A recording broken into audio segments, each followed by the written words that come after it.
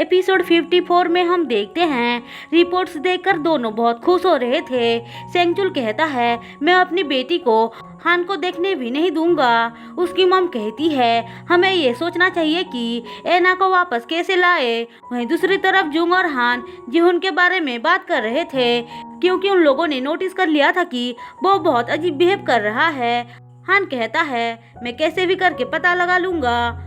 हम देखते हैं जीहुन वांग से बात कर रहा था, तभी उसे ब्लैकमेलर का कॉल आता है। वांग कहता है कॉल पिक करो। जीहुन ऐसा ही करता है। वो उसको पैसे लेकर आने के लिए बोलता है और फोन कट कर देता है। अब सीन शिफ्ट होकर हमें सेंगचुल और उसकी मॉम को दिखाया जाता है। वो दोनों काम पर ना आकर घर पर ही थे, इसीलिए रैन की मॉम उसको फोन करके बहुत डांटती है। लेकिन इस बार सेंगचुल की मॉम चुप नहीं रहती है और उसे जमकर सुनाती है।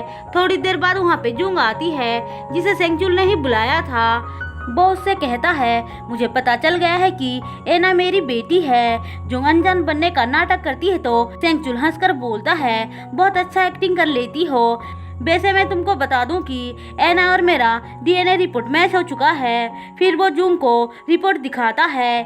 सेंगचुल कहता है मैं एना को हान से छीन लूंगा और ये भी बता दूंगा कि एना मैं तुम्हारे डैड हूँ। अब इस बात पे जुंग उसे एक जोरदार थप्पड़ मारती है और बोलती है अगर तुमने ऐसा करने के बारे में सोचा भी तो मैं तुम्हें मार डालूंगी।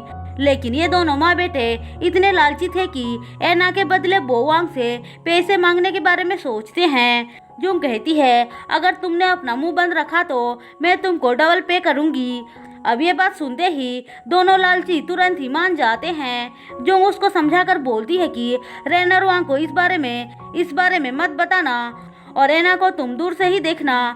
सोचो अगर उसे पता चलेगा कि वो अडॉप्टेड है तो उसे कैसा फील होगा। सेंगचुल कहता है ठीक है मैं अपनी बेटी की खुशी के लिए इतना तो कर सकता हूँ। अब सीन शिफ्ट होकर हमें रैन को दिखाया जाता है। हमें पता चलता है कि वो प्रेग्नेंट है तो ये बात सुनकर बहुत खुश हो जाती है। अब रैन अपनी मॉम को भी कॉल करके इस बारे में बता देती है और उसकी मॉम चियोन को बताती है। रैन फोन कट करके सोचती है कहीं ये बच्चा सेंगचुल का तो नहीं है।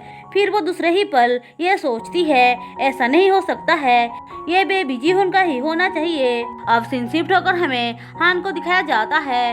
वो जुंग को ये सच बता देता है कि वो सेपरेटली एक कंपनी चला रहा है। जुंग पूछती है तुम ऐसा क्यों कर रहे हो। हान कहता है क्योंकि वांग ने मेरे डैड को धोखा देकर कंपनी अपने नाम कर लिया था, वो बहुत खतरनाक है। जुंग उसको बताती है कि सेंगचुल को एना के बारे में पता चल गया है। हान ये सुनकर शॉक्ड हो जाता है। वो कहता है हमें जो करना है जल्दी ही करना होगा। वहीं दूसरी तरफ जीहुन को जब पता चलता है कि रैन प्रेग्नेंट है वो बेचारा शॉक्ड में चला जाता है। वो अपने डैड को आकर इस बारे में बताता है। वांग कहता है तुम ज्यादा मत सोचो, वैसे भी मैंने उस आदमी को पैसे देने के लिए इंतजाम कर लिया है। ये सीक्रेट ही रहेगा। जाओ सारे एविडेंस को डिस्ट्रॉय कर दो। हम देखते हैं हान उनकी बातें सुन रहा था। वो सोचता है ऐसा क्या सीक्रेट है। जीहुन जब एविडेंस जलाकर चला जाता है हान चुपके से आकर चेक करता है तो उसे सॉन्ग की एक फोटो मिलती है। हान सोचता है जीहुन का इससे क्या लेना देना है। वो इस बारे में जुंग को आकर बता देता है। जुंग कहती है कहीं ऐसा तो नहीं है कि जीहुन ने ही सॉन्ग को बस इतना बोलकर ही वो अपना सर पकड़ लेती है और कहती है ऐसा नहीं हो सकता है। हम देखते हैं जीहुन ब्लैकमेलर को पैसे देने के लिए आया था, लेकिन उस आदमी को वो पकड़ने से पहले उसे हान का सेक्रेटरी किडनैप कर लेता है क्योंकि हान ने पहले से ही उसके बारे में पता लगाने के लिए बोला था। हान उससे पूछता है बताओ तुम जीहुन को ब्लैकमेल क्यों कर रहे थे। हमें पता चलता है कि ये उसी आदमी का भाई है जो जीहुन के बदले जेल गया है। वो आदमी हाँ बोलता है। हान कहता है हम तुम्हारे बातों पर कैसे यकीन कर ले। वो आदमी कहता है मेरे पास प्रूफ है। अब सीन यहाँ पे कट होकर हमें वांग को दिखाया जाता है। उसे जब पता चलता है कि ब्लैकमेलर पैसे लेकर भाग गया है उसे बहुत गुस्सा आता है। वो तो उसको पकड़ना चाहता था। अब सीन शिफ्ट होकर हमें सेंगचुल और रैन को दिखाया जाता है। वो रैन से पूछ रहा होता है ये बेबी मेरा तो नहीं है ना, लेकिन रैन उस पर गुस्सा करती है और कहती है फिर से ऐसा बोला तो अच्छा नहीं होगा, ये बच्चा जीहुन का है। अब सेंगचुल अपनी मॉम को आकर बता देता है कि वो फिर से डैड बनने वाला है। उसकी मॉम पूछती है तुम किसे डेट कर रहे हो। सेंगचुल जब रेन का नाम लेता है उसकी मॉम गुस्सा होकर उसे मारने लग जाती है। वो कहती है उसने तुम्हारे साथ क्या किया था, भूल गए क्या।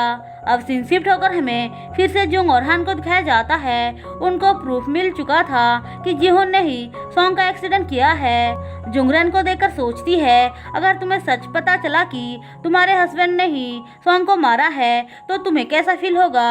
अब उसको हे मैसेज करके अपने स्टोर पे बुलाती है। जुंग वहाँ पे आती है तो हे उसे थप्पड़ मारकर बोलती है तुम खुद को क्या समझती हो। उस दिन लेट नाइट हान के साथ क्या कर रही थी। दरअसल उसने उन दोनों को साथ में देख लिया था। जुंग कहती है हमने कुछ भी गलत नहीं किया था, आप मुझे थप्पड़ कैसे मार सकती हैं। हे कहती है अगर हान को डेट करना चाहती हो तो वांग को डिवोर्स देकर दफा हो जाओ। जुंग कहती है मैं भी यही चाहती हूँ लेकिन कैसे करूँ समझ में नहीं आ रहा है। फिर वो हे को बता देती है कि हान पर वांग ने ही हमला करवाया था। हे तो ये बात सुनकर शॉक्ड हो जाती है। वहीं दूसरी तरफ सेंगचुल और उसकी मॉम एना को छुपकर देख रहे थे। उसके बाद वो लोग एना के लिए कुछ कपड़े खरीदने जाते हैं जहाँ पे रेन की मॉम उनको देख लेती है। वो इस बारे में तुरंत ही रेन को बताती है और कहती है लगता है सेंगचुल को उसकी बेटी के बारे में पता चल चुका है।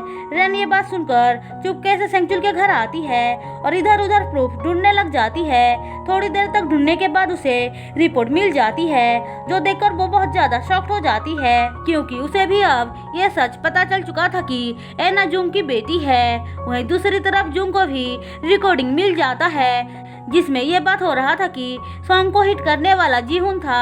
इसी के साथ एपिसोड 54 खत्म होता है। दोस्तों अगर आपको मेरी एक्सप्लेनेशन पसंद आई हो तो चैनल को सब्सक्राइब और वीडियो को लाइक जरूर कर देना।